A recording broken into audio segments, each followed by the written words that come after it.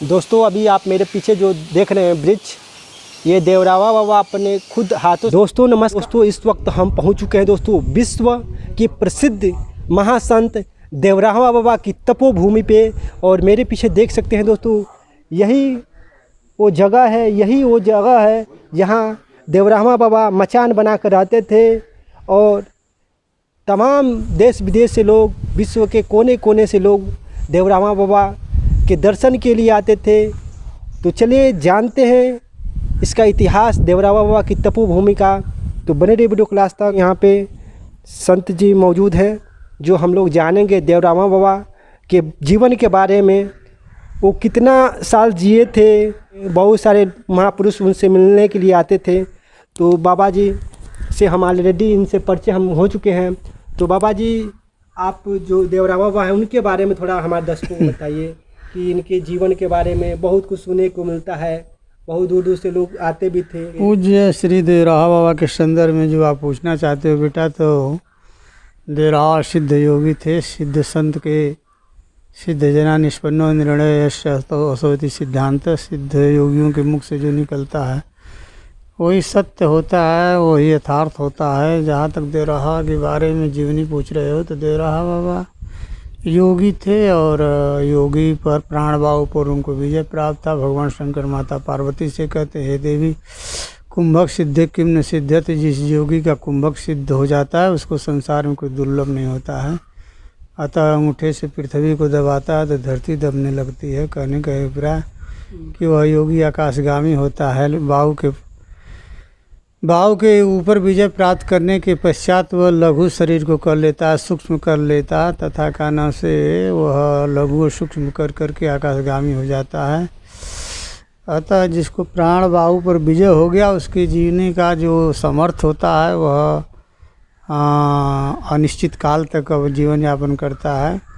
उसके लिए का नाम से 50 वर्ष 100 वर्ष जीना कोई या 1000 वर्ष जीना उसके लिए मुश्किल नहीं है। लोमस ऋषि के एक रोमा टूटता है तो ब्रह्मा की एक अवध बीतती है। तो भारत के ऋषियों के इस प्रकार से जीवनी रही, उसी प्रकार से महाराज जी भी कलयुग में देवरावा बाबा हुए, जो कि ये कहाँ के रहने वाले थे देवरावा बाबा?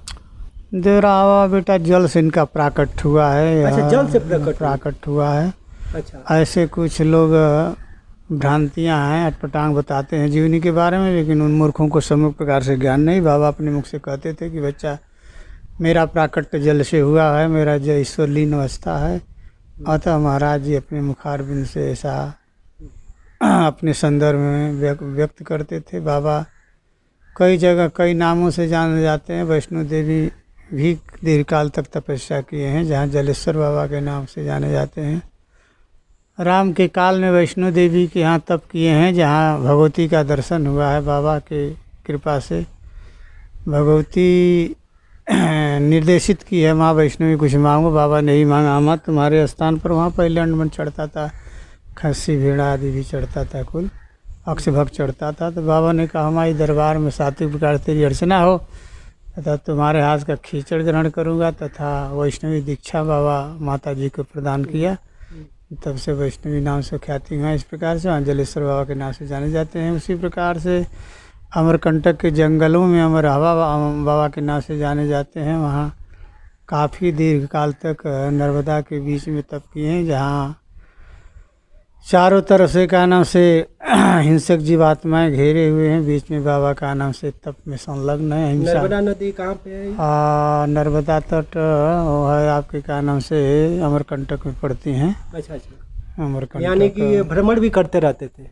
हाँ, बाबा उत्तराखंड यात्रा करते थे। अच्छा अच्छा, कुंभ में जाते थे, कुंभ में भी कोई चमत्कार हुआ था? तीर्थों में जाते थे। अरे बाबा के शरीर से कुंभ का, बाबा कोई चमत्कारी नहीं थे, न चमत्कार करते थे, ऐसे ही जीवों पर दया करते थे। अच्छा अच्छा, आशीर्वाद देते थे, उसी से सबका हित हो जाता था। और कोई चमत्कारी संत कोई चमत्कार थोड़ा करता है। संत तो नहीं, लोग कहते थे कि बाबा जो है कि नहीं, लोग तो शक्तिशाली तो थे ही, शक्ति तो है ही है। शक्ति का मतलब कि और चमत्कार नहीं, वो तो दया बस संत काना से कृपा करते हैं। अच्छा बाबा कितने साल तक जीवित थे? बहुत महापुरुष है उसके बारे हाँ, देवराहा बाबा के संदर्भ में बताया न कि बच्चा न रोगो मरणम तंदा न निद्रा न सुधा तृषा न च मूर्छा भवित ऐसे मुद्रा में मतलब इनकी मृत्यु पता नहीं है अभी किसी को भी। योगी थे, योग विद्या के प्रभाव से, जिस विद्या के प्रभाव से न भूख लगे न निद्रा लगे न तंद्रा लगे न प्यास लगे,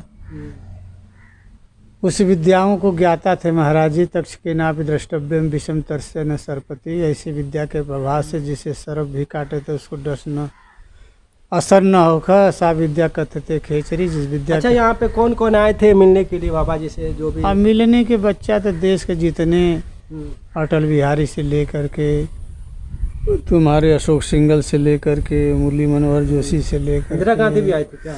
इंदिरा से लेकर के तुम्हारे डॉक्टर राजेंद्र बाबू से लेकर के राष्ट्रपति जाकिर हुसैन, जॉर्ज पंचम वगैरह, तुम्हारे क्या नाम से विश्वनाथ प्रताप, आपके चंद्रशेखर वगैरह, और वो हरियाणा के जितने मुख्यमंत्री थे देवीलाल वगैरह, अच्छा अच्छा, बिहार के जितने मुख्यमंत्री थे पालकोट नरे, मझौली नेपाल नरे, अवैध नाथ, दिग्विजय नाथ, नीति गोपाल व्यास, रामचंद्र परमहंस वगैरह तमाम, जगतगुरु शंकराचार्य, रामानुजाचार्य, रामानंदाचार्य, श्री राम कृष्ण परमहंस वगैरह की भी जीवनी आती है, बाबा से मिलने आते हैं। उधर का नाम है आपके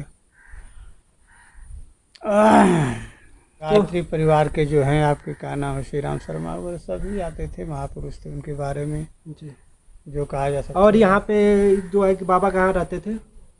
बाबा जल में रहते थे, सरजू नहीं, यहाँ पे मचान बना कर रहते थे। बाबा जल में ही मचान बना करके सरजू में रहते थे, जहाँ आप बैठे हो।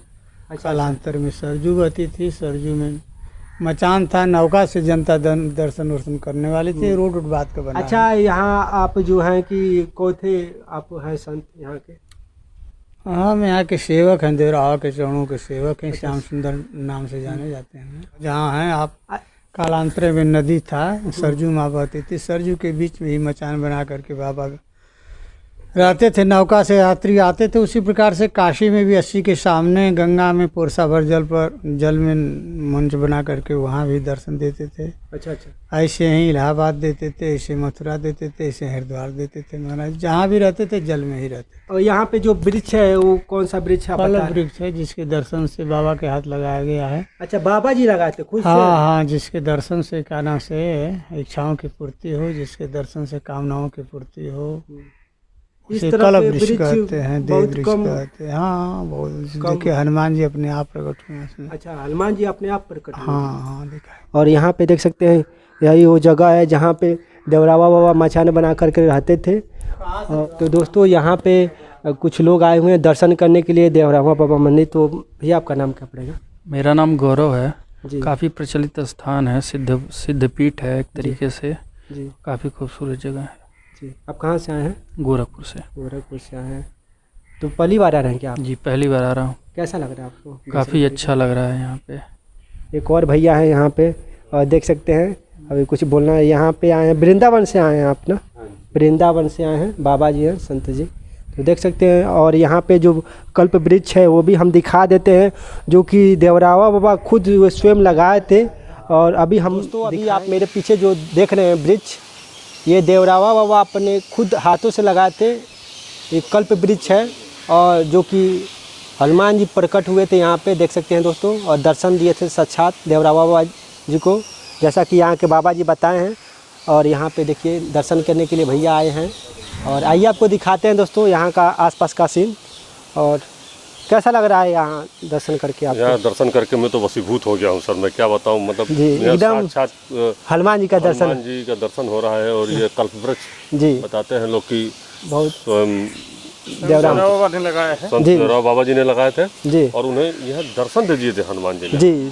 और आप खुद फीलिंग करेंगे कि यहाँ का ऑरा कैसा है भाई ना, लोगों में एक कह सकते हैं शांति का अनुभूति हो रहा है। बहुत ही अच्छा लग रहा है यहाँ पे माहौल।